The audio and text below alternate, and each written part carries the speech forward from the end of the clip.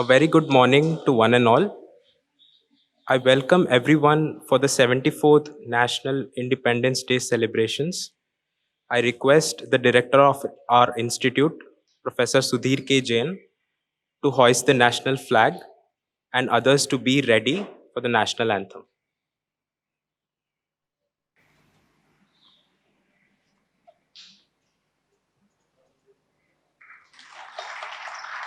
जनगण मन अधिनायक जय हे भारत भाग्य विधाता। पंजाब सिंधु गुजरात मराठा द्राविड उत्कल वंग। विंध्य हिमाचल यमुना गंगा उच्छल जलधि तरंग। तव शुभ नामे जागे तव शुभ आशीष मागे। गाहे तव जय गाथा जनगण मंगलदायक जय हे भारत भाग्य विधाता। जय हे जय हे जय हे जय जय जय जय हे।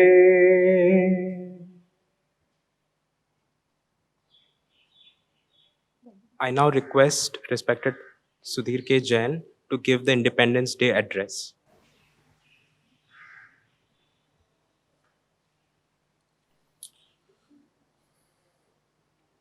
साथियों, बड़ी नई सिचुएशन में आज ये स्वतंत्रता दिवस मनाया जा रहा है। हम में से शायद कभी भी किसी ने भी कभी नहीं सोचा होगा कि इस तरह का समय आएगा जिसमें स्वतंत्रता दिवस के लिए कहना होगा कि आप नहीं आए यहाँ पर और अपने घर पर रहें। और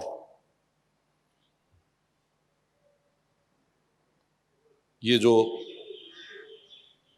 बहुत ही कठिन परिस्थिति में पूरा देश पूरी दुनिया गुजर रही है, ये सभी के लिए बहुत मुश्किल पैदा कर रहा है। और इसमें काफी लोग नौकरी से, हेल्थ से, लाइफ से हाथ धो रहे हैं, नुकसान उठा रहे हैं। कुछ देश, कुछ समाज, कुछ इंस्टीट्यूशंस इसमें से उभर आएंगे, कुछ उभर कर नहीं आ पाएंगे। जब कोई भी मुश्किल इतने बड़े स्केल पर आती है तो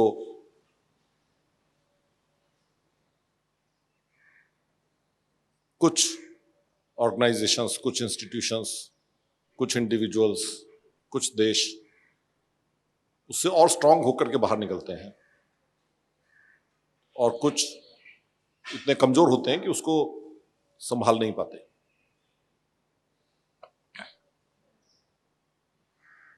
मेरा विश्वास है कि आज से 3 साल बाद, 5 साल बाद जब हम पीछे मुड़ करके देखेंगे तो ये पाएंगे कि दुनिया के कुछ देश इस क्राइसिस की वजह से काफी मजबूत हो गए और कुछ देश इस क्राइसिस की वजह से काफी कमजोर हो गए। कमजोर देश वो होंगे जिनके अपने सिस्टम नहीं है, जिनकी अपनी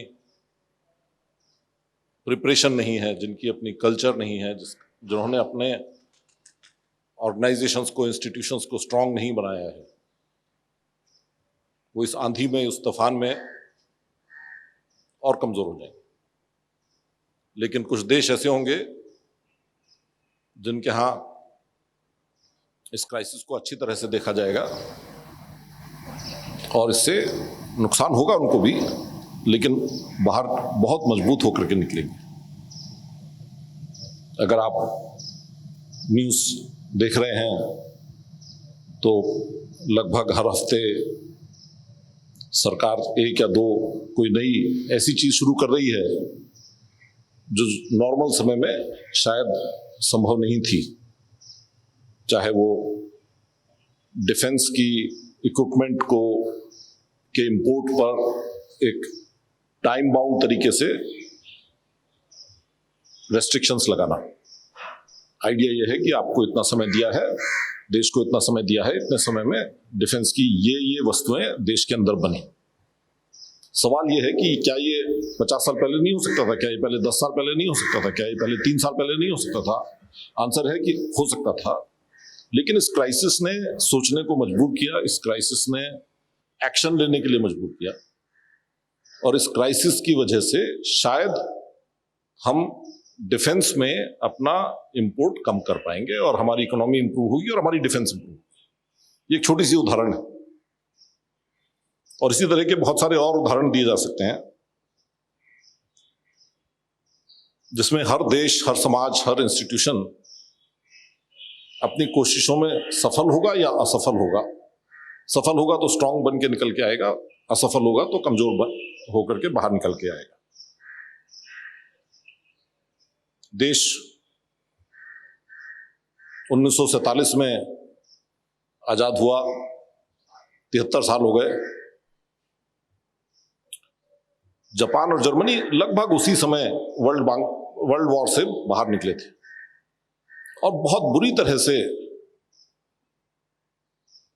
कमजोर होकर के निकले थे। बहुत बुरी तरह से उनका सिचुएशन खराब था। कोरिया उसके बाद काफी मुश्किलों से निकला और उसका विभाजन हुआ, नॉर्थ कोरिया, साउथ कोरिया। और नॉर्थ कोरिया तो जहां है वहां है, लेकिन साउथ कोरिया ने बहुत प्रगति की, जापान ने बहुत प्रगति की, जर्मनी ने बहुत प्रगति की। और इस सब का वजह था कि इन्होंने अपने समाज में, अपने कंट्री में एक माहौल बनाया, एक कल्चर बनाई, एक एटमॉस्फेयर बनाया जिसमें सब लोग मिलकर के आगे बढ़ सके। और आज जापान, जर्मनी या साउथ कोरिया की जो सिचुएशन है उसको देख करके ये समझना मुश्किल नहीं है कि इस माहौल को बनाने के लिए प्रयत्न तो लगता है, लेकिन इसका लाभ कितना होता है।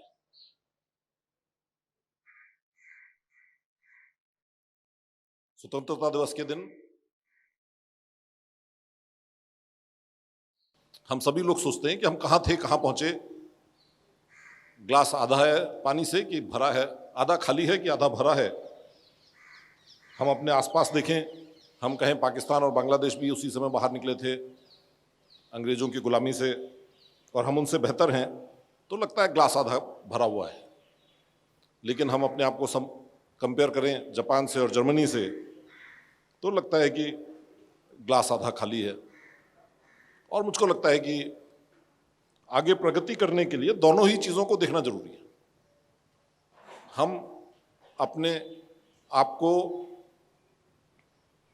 इतना नेगेटिव भी ना सोचें कि हमने कुछ नहीं किया, और जो हमने किया है उसके ऊपर हमें गर्व होना चाहिए, लेकिन हमारी एस्पिरेशन भी होनी चाहिए कि हम इसमें और आगे कितना कर सकते थे, जो हमें भी करना है, और उसके लिए अपने आप को प्रतिबद्ध करें, अपने आप को तैयार करें।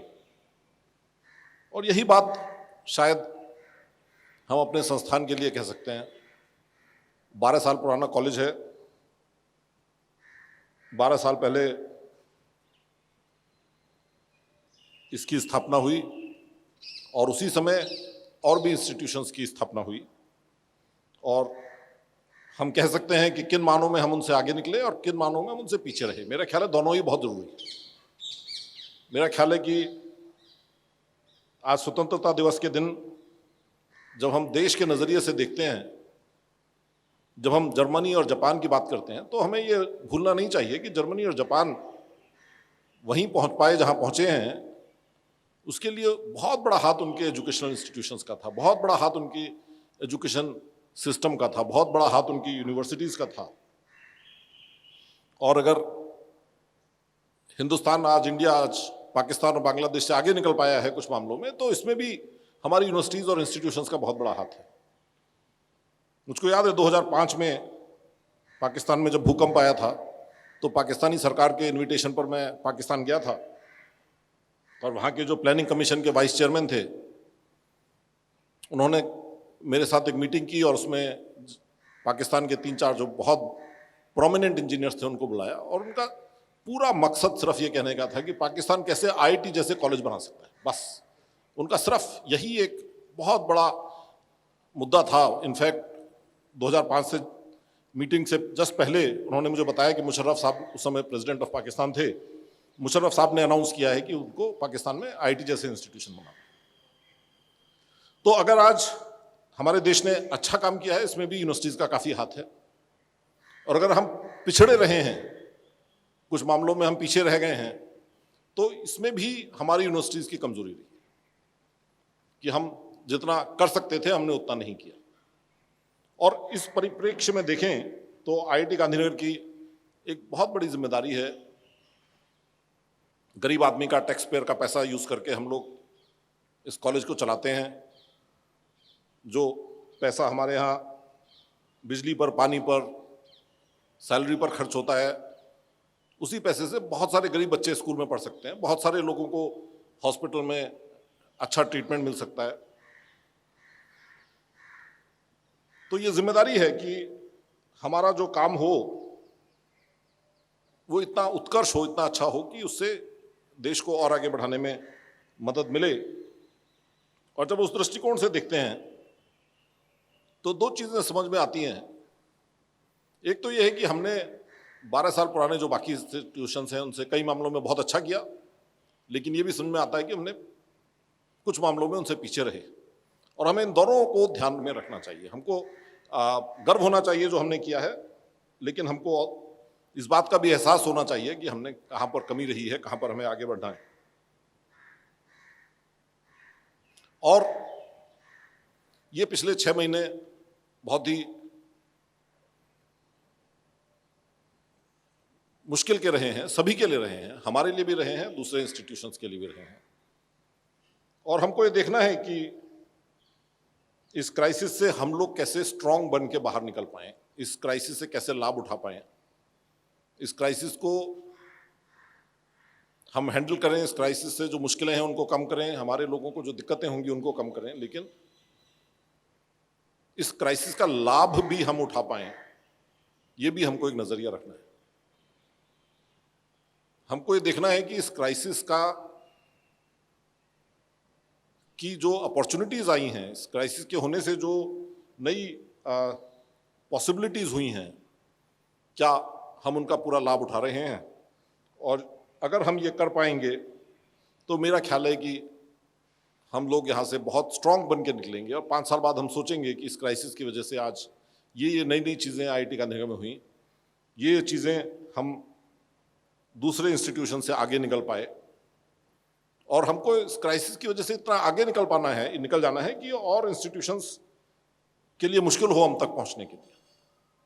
और इस क्राइसिस का लाभ उठा करके हमको हमारी जो कमजोरियां हैं उन कमजोरियों को हमको पूरा करना है और आगे बढ़ना है।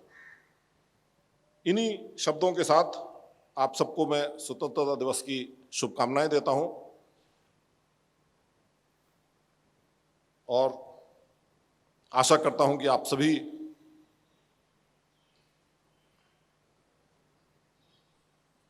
स्वस्थ रहें और इस समस्या की घड़ी से मजबूत होकर के बाहर निकल सकें। धन्यवाद।